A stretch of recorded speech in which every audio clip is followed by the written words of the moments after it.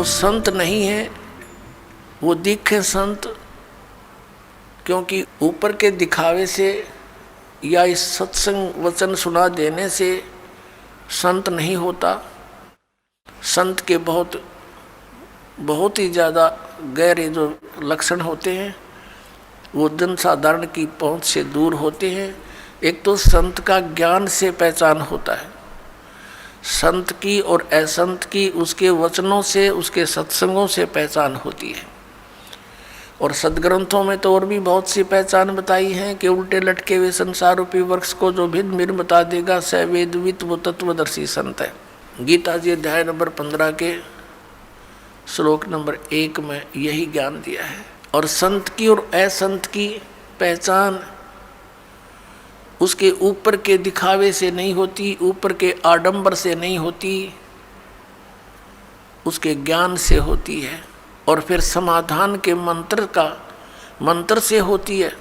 ज्ञान भी सुना कर कोई किसी से मिलता जुलता कह सकता है, लेकिन उसके पास उस रोग के नाश करने की, इस हमारे जन्म मृत्यु के रोग का नाश करने की और प्रारब्ध के अंदर आने वाले कष्टों का निवारण करने की औषधि नहीं है, वो सही मंत्र नहीं है, तो कितनी ही बातें बनाता रहे वो संत नहीं है। और किसी व्यक्ति ने इस दास से सुनकर और ये मंत्र लेकर तीनों और स्वयंभू संत बनकर इनको दान करने लग जाता है, देता है, तो वो डुप्लीकेट लाइसेंस बना रहा है, क्यों वो अधिकारी नहीं है। वो गुरु की आज्ञा के बिना स्वयं ही नाम देता है तो वो निगुरा है और वो अधिकारी नहीं है, उससे उपदेश लिया हुआ भी व्यर्थ ही है। तो इन सब बातों से हमने सावधान रहना है।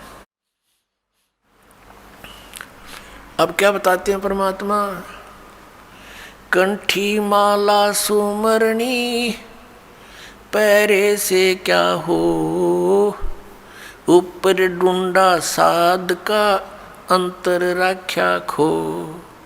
ऊपर तो साध का डूंडा पीट रखा, जैसे कंठी माला तिलक दाढ़ी दूढ़ी बढ़ा रखी, लाल कपड़े डाल रखे, ऐसा दिखे जैसे बड़ा महापुरुष होगा, और अंदर भक्ति ना ज्ञान एक आने का।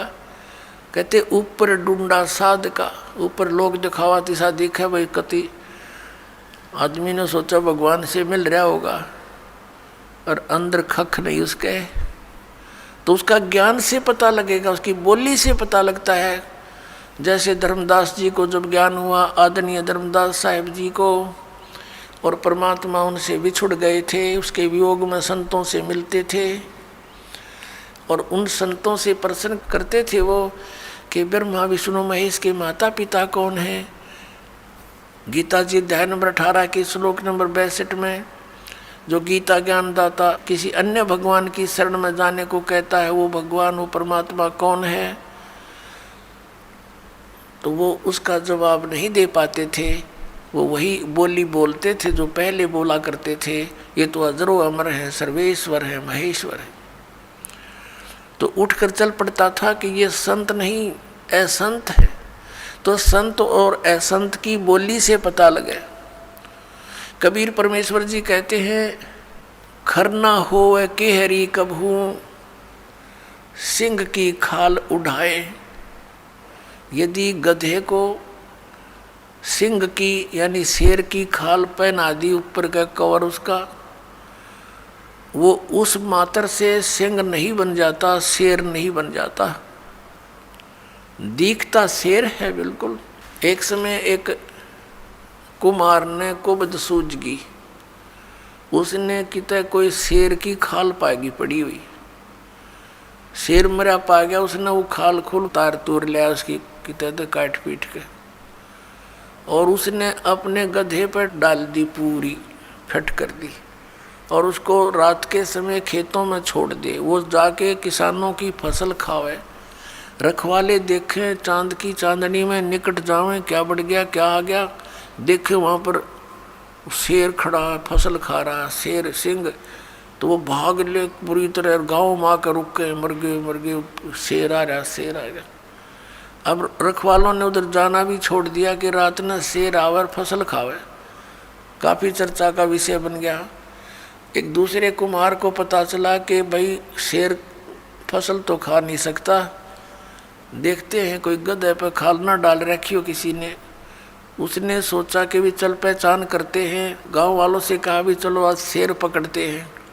वो कहने लगे नहीं भाई नहीं, उधर नहीं जाना। वो कहने लगा भी चलो तुम मेरे साथ चलो, वृक्षों पर बैठ जाना ऊंचे चढ़कर। वो 2-4 गधे ले गया अपने, और जहाँ वो शेर आता था उसी के आसपास वो गधे छोड़ दिए और वो बैठ के ऊपर वृक्षों पर।